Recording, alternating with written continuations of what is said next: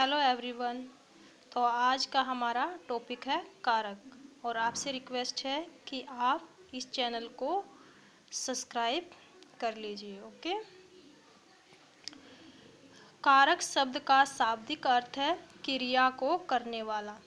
दूसरे शब्दों में क्रिया को पूरी करने में किसी न किसी भूमिका को निभाने वाला, यानी कि जिसके द्वारा कोई काम किया जाता है उसे क्या कहते हैं हम? कारक। जैसे मोहन कलम से पत्थर लिखता है, तो मोहन क्या है यहाँ पे? मोहन यहाँ पे क्या है? कर्ता। और कलम से क्या है? साधन। और जब साधन की बात होती है तो वहाँ पे कौन सा कारक होता है? करण कारक। इसके लक्षण क्या होते हैं?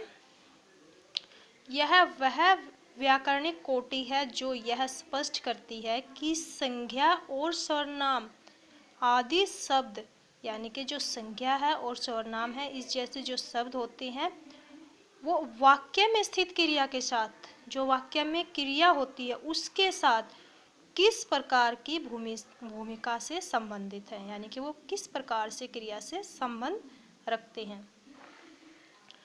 कारक के भेद ये 8 प्रकार का होता है। पहला है कर्ता, कर्म, करण, संप्रदान, अपादान, अधिकरण, संबंध, संबोधन। इनका हम विस्तार से वर्णन करेंगे। सबसे पहले मैंने कारक का नाम लिया है, फिर लक्षण लिया है और चिन्ह लिया है। कर्ता जो क्रिया के व्यापार को करे, यानी कि क्रिया को करने वाला कौन होता है? कर्ता। जैसे बालक खेलता है, खेल कौन रहा है? बालक।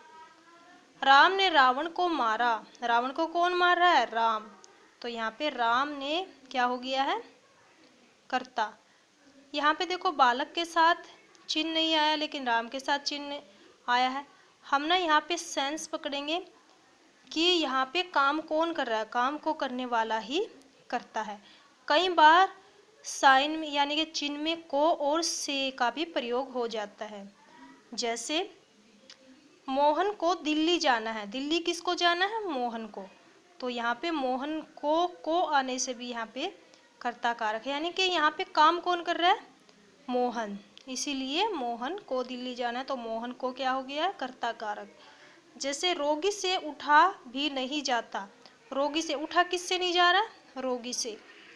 तो यहाँ पे रोगी से आने से भी यहाँ पे कर्ता कारक है। कई बार केवल चिन्ह देख के ही हम ये फैसला नहीं कर सकते कि ये कर्ता कारक है, हमें उसकी सेंस पकड़नी पड़ती है। ओके।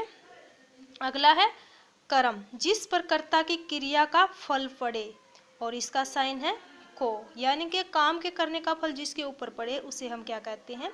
कर्म कारक। जैसे इन वस्त्रों को उठा लो, तो यहाँ पे उठाना किसको है? वस्त्रों को, यानी कि उठाने का प्रभाव किसके ऊपर पड़ रहा है? वस्त्रों पर। तो यहाँ पे ये वस्त्र जो है ये क्या है? कर्म कारक। बाज ने कबूतर मार दिया, बाज ने कबूतर मार दिया या बाज ने कबूतर को मार दिया। यहाँ पे देखो को साइन नहीं आया, फिर भी को की सेंस आ रही है, तो यहाँ पे क्या है? कर्म कारक है। अब आगे है, जैसे इसके एग्जाम्पल है मैंने पेंसिल से, एक मिनट, यहाँ पे करण कारक, जिससे क्रिया के साधन का पता चले। अगला कौन सा है? करण कारक, जिससे क्रिया के साधन का पता चले। और इसका चिन्ह क्या है? से। यहाँ पे से का अर्थ होता है सहायता अथवा द्वारा। जैसे मैंने पेंसिल से चित्र बनाया, तो यहाँ पे चित्र किससे बनाया है? पेंसिल से। तो यहाँ जिस साधन का प्रयोग हुआ है, जब यह साधन की बात होती है तो कौन सा कारक होता है? करण। मुझे तार द्वारा सूचित करने की आवश्यकता नहीं है, सूचित करने की आवश्यकता नहीं है, किसके द्वारा? तार द्वारा। तो यहाँ पे साधन बताया गया, जब साधन की बात हो तो वहाँ पे करण कारक होता है। मजदूर ने गुड़ के साथ रोटी खाई, किसके साथ खाई है? गुड़ के साथ। आगे है संप्रदान, जिसके लिए कर्ता काम करे, जिसके लिए कर्ता काम करे उसको क्या कहते हैं? संप्रदान। और इसका साइन है का, के लिए। जैसे बालक ने भिखारी को रोटी दी, बालक ने भिखारी को रोटी दी। किसके लिए दी है? भिखारी के। यहाँ को का अर्थ क्या है? के लिए। क्या है? के लिए। यहाँ बालक ने भिखारी के लिए रोटी दी है, इसीलिए यहाँ क्या है? संप्रदान कारक। जब हम किसी के लिए कोई काम करते हैं तो वहाँ पे कौन सा कारक होता है? संप्रदान। पुत्र माता के लिए दवाई लाया। नंगों को कपड़े दो। यहाँ पे नंगों को कपड़े दो। वैसे तो को किसका साइन है? कर्म का। किसका साइन है? कर्म का। लेकिन यहाँ पे क्रिया का प्रभाव नहीं पड़ रहा है इसके ऊपर। यहाँ पे ये कह रहा कि नंगों के लिए कपड़े दो। यहाँ इसकी सेंस निकल रही है के लिए, इसीलिए यहाँ पे संप्रदान कारक है। हमें सेंस को पकड़ना है, हमें ये चीज़ ध्यान में रखनी है कि जिसके लिए कर्ता काम करे। ठीक है। आगे है अपादान, जिससे किसी वस्तु का पृथक होना पाया जाए। देखो से हमारा करण में भी था और से हमारा अपादान में भी है। से करण में क्या अर्थ है? करण में इसका अर्थ है सहायता अथवा द्वारा, लेकिन यहाँ पे अपादान में है जुदाई का भाव, यानी कि किसी चीज़ से कोई चीज़ अलग होना। तो वहाँ पे क्या होता है? संप्रदान कारक।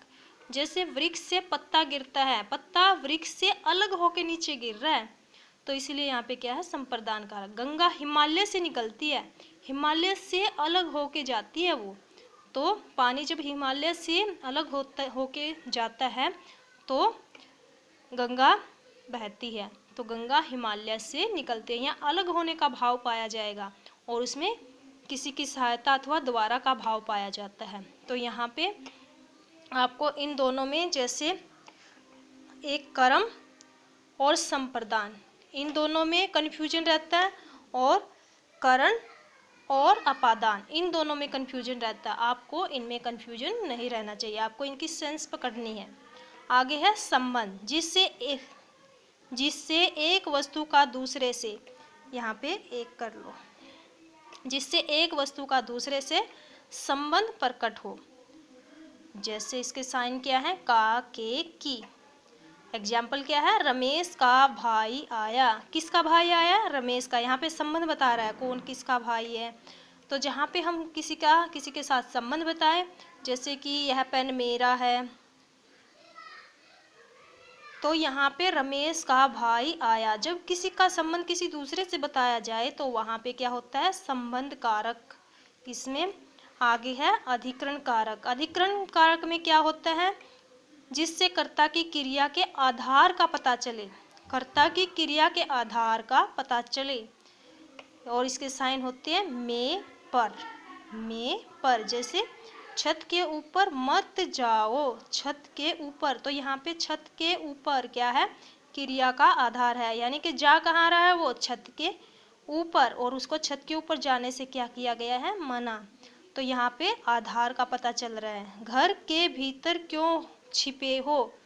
तो यहाँ पे छिपने का आधार क्या है? घर के भीतर। तो यहाँ पे घर के भीतर छिपने के बारे में पूछा गया है कि क्यों छिपे हुए। तो यहाँ पे आपको क्या पता चल रहा है? आधार।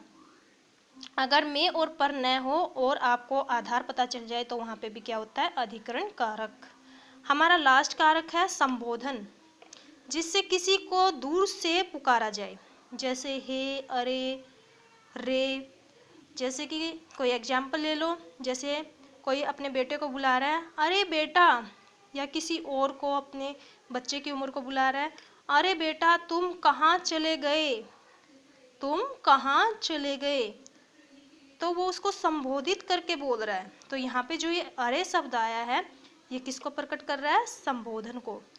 तो आपको इन सभी कारक के भेदों को अच्छे से डिफाइन करना है और एग्जाम्पल भी साथ के साथ देने हैं, और इनको अच्छे से राइट एंड लर्न करना है। Okay, bye.